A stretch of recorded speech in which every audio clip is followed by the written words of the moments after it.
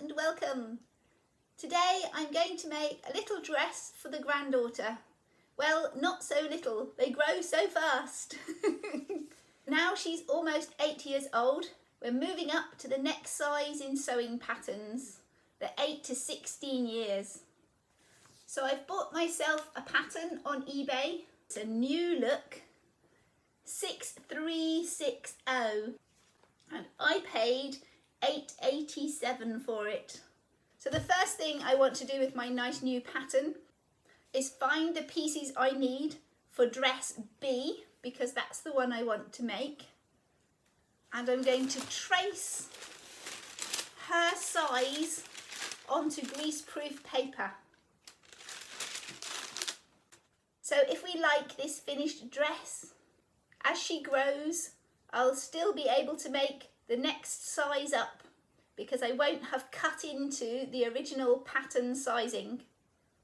And the fabric I'm going to use today is this blue and pink flowery pattern to make a nice summery dress.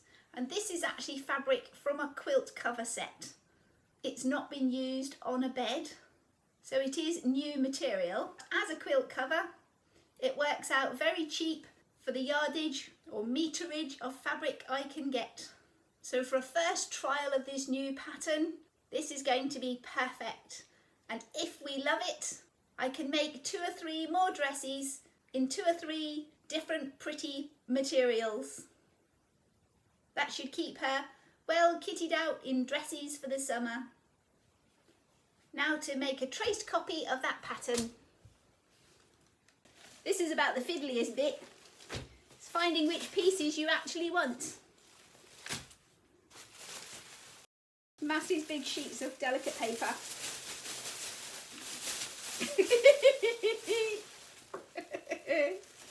I'll see you when I've found the pieces I need. Looking at my big sheet of pattern paper, it seems I need every single piece on here. So I've got lots of tracing to do. Gosh, you're a long way up there. So tracing out my first pattern piece, which goes from the shoulder on this dress all the way down to the bottom of the hem. My greaseproof paper sheets are actually 1.5 inches too short. Now I could sellotape another piece of paper onto the end of here, but I've decided I'd rather just write on here that I need to add 1.5 inches. And I'm actually going to write on here that I need to add 2 inches, because although the pattern length is an extra 1.5 inches, I generally like to cut things a little bit longer if I can. It's easy to trim a bit off your finished garment, but once you've stitched it all up and it turns out to be too short, there's not a lot you can do. You could add an extra piece of coloured tape or a frill or an interesting detail around the hemline, but if I have fabric available, I'd rather just cut extra at the pattern making stage. So that's what I'm going to do, is write on here that I need to cut 2 inches longer for the hem. I'm marking all my details onto the greaseproof paper. I've got a single notch here and here, and I've got some double notches and a notch at the neckline. That'll be matching the interfacing. Oh, actually this double notch near the armholes possibly matching interfacing as well. But any information that's written on my pattern that I might need in the future, like the grain line of the material, I've added to my greaseproof paper copy. And as she grows, I can make another copy of the next size and the next size and the next size again, so she can be wearing this cut of dress for years to come, if she likes it, of course. Using different fabrics, it can look quite different each summer. On my second pattern piece, my paper is also a little bit short, but this panel has a big curved swooping bottom hem, so I've sellotaped an extra piece of paper onto the end so I can copy out the shape of that hem. Piece by piece, I'm working my way around this pattern sheet, copying out each of the pattern sections I'm going to need, which in this case happens to be all of them. I need a bigger table. There, that'll fix it.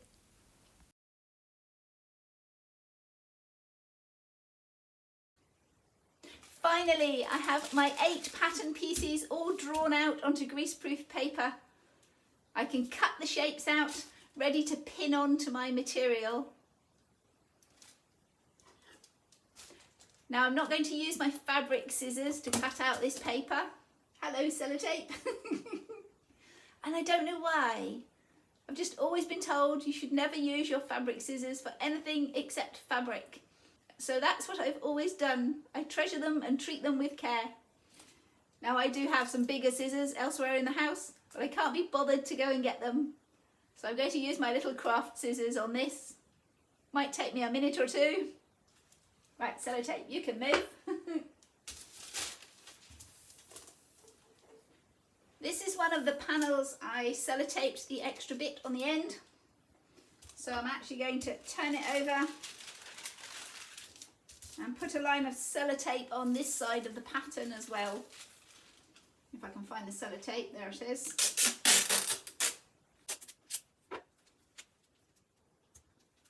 Now I'm using greaseproof paper. Oh, could have done with more on there. And the sellotape is not keen to stick. Making use of the handle on my scissors, I'm rubbing along the tape to firm it in place. Rub it on nice and firm. Now I'm stuck to the table. Ugh. So if I fold my extra length around, I can stick the sellotape to the sellotape on the other side of the pattern, which will help make it extra strong. Oh, squeaky, squeaky. There, nice. At last we're ready for fabric.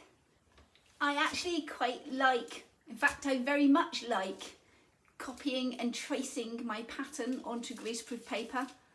Not only does it mean the pattern will be useful for many more years to come, whether you're making clothes for an adult or a child. Children grow and need the next size up. Unfortunately, so do adults. We get fatter, we get thinner. We have friends a different size to ourselves.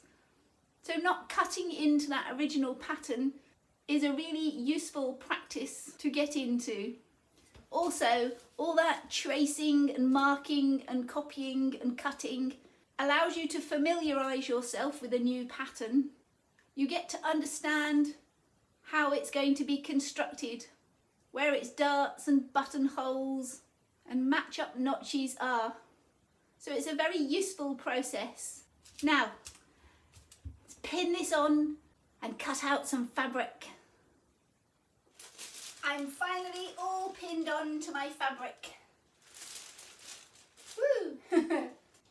Now I'm making a dress for an 8-year-old girl, and the fabric I'm using is one side of a single quilt cover. And this piece is actually a good foot shorter than the quilt cover it came from, because I have been using this fabric in other crafty projects. So from one single quilt cover you can quite easily make 2 dresses for an 8, 9 and probably even a 10-year-old. Just each size is going to be slightly larger. I have no idea what time it is and I'm hungry. So before I start cutting this out, I'm going to go and have some food and a cup of coffee. See what time it is, and hopefully I'll get back to cutting it out today. But if not, we'll be back tomorrow to cut out our pieces and hopefully start sewing things together. That's better, all fed and watered now. It is later than I thought it was though, so I'm not sure how much more I'll get done today. But let's at least start cutting out. Where to start? These little bits at the side, I think. I'm just going to give it a rough cut first of all. On this first cut, I'm cutting a little bit away from each paper pattern piece, not closely following the side lines. Once all the bits are separated, I'll be able to tidy up around the edges and match them perfectly with that paper pattern. I've cut this piece quite close to the edge, so I will mark out its notches now.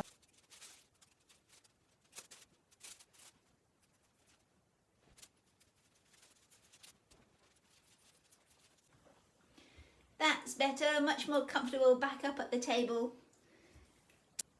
There are lots of notches on this pattern, which will be very useful when it comes to matching up the pieces. I don't have a little notcher to make a nip into the fabric. So as I'm cutting my pattern, where there's a triangle notch marked on the pattern, I leave a little triangle of fabric sticking out. And if there are two triangles side by side, as we've got here, I make this funny little joined up triangle bit. I don't bother cutting out the middle piece. Occasionally, as I did here, I accidentally carry on cutting and don't notice it. I have had to trim into my fabric there with a little tiny nick just to show where that notch needs to be. So a bit more tidying up to do now we're up at the table. But all the pieces are separate from each other. Time to have a read. I'm making dress B, but I don't think that matters too much. And I'm trying to find out which bit joins to which bit first. Okay. The directions are pretty vague. Which is very common on sewing patterns. Pin or machine-based seams matching notches. Stitch the seams unless otherwise stated. Let's see if I can put this together. Start with some pins. Yes, I think I'll switch you off. Pin some pieces together and see how we look.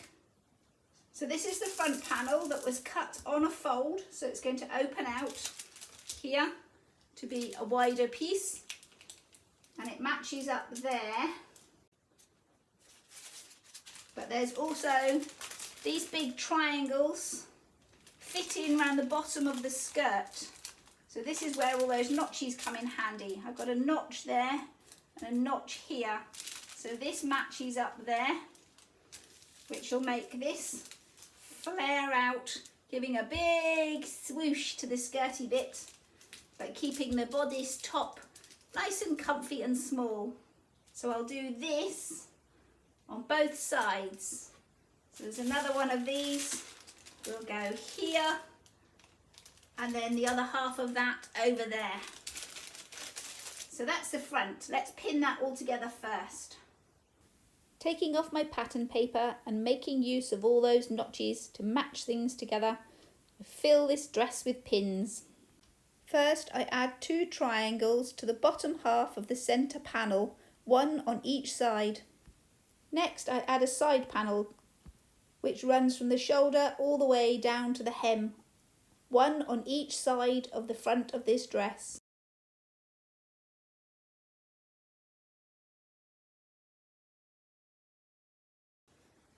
Oh, this is going to be a wonderfully swooshy skirt. Very nice. Oh, now it's looking dressy. So the shoulders, the neck, the armholes, the big swishy skirt. Lovely. So I have to repeat the same for the back. So this centre back panel is cut down the middle because it's supposed to have a zip in here. I've got a zip somewhere. I'll go and find it. So it's slightly wider than the centre front panel was, and it's so you can fit a zip into the centre back. Right, so I went off and got myself a zip, and the pattern says I need a 16-inch zip for this dress, and my zip is only 15 inches long. I'd also considered I might put buttons down the back on this occasion, And although that would look quite pretty, I think when you're sitting down and leaning back against the settee or a cushion or a chair, those buttons might dig in a little bit, so maybe not sure. So for now we'll have a zip.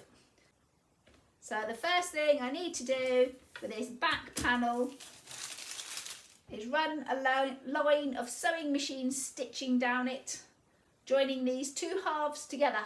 Put in the zip and then unpick the stitches, which will give me a nice invisible zip. Now I have that back panel behaving like one piece of fabric. We can start pinning the other pieces in place. Right, and there's our back. Yay! Stitch together with a centre back seam ready for the zip. I decided not to put it in just yet. I'll do that later. Put the back on the front and we'll have a dress. Now what did I do with the front? I've lost it. Oh, there it is. Front with this little clip in. I'm going to start pinning the front and back together at the underarm because it's difficult, or it's more difficult to adjust that and fix it if you make a mistake or you have a slight variance in your fabric. If I start matching up the underarm seam and work my way down to the bottom hem, it's really easy to make adjustments at a hem.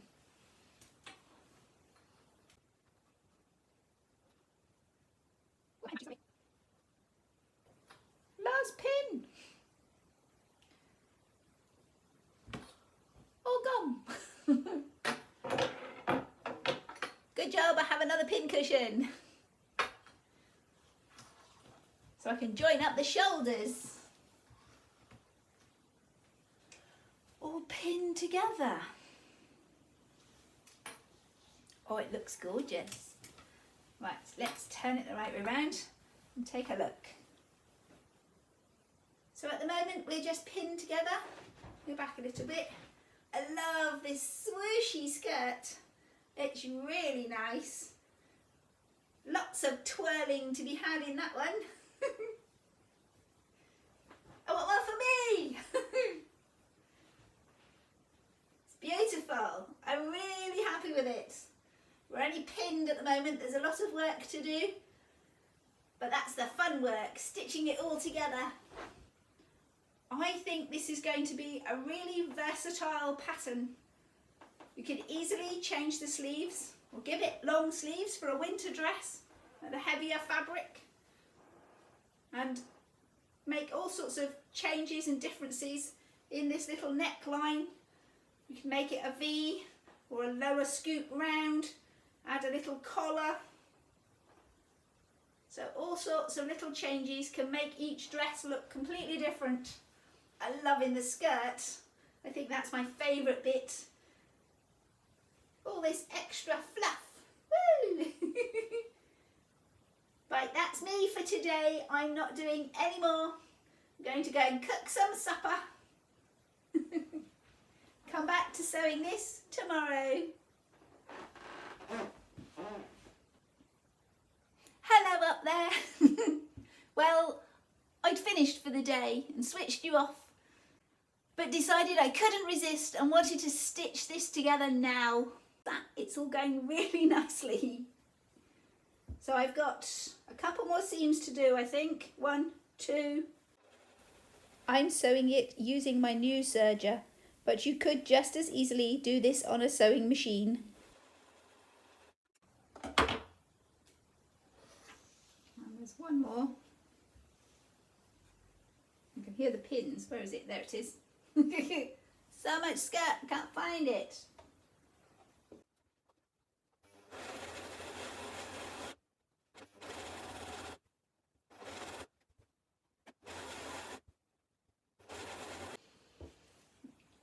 Now I'm all sewn together, I'm taking another look at this zip fastening.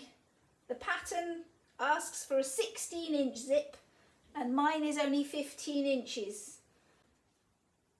But matching it up on the back seam where the zip will go, I think this is going to be fine.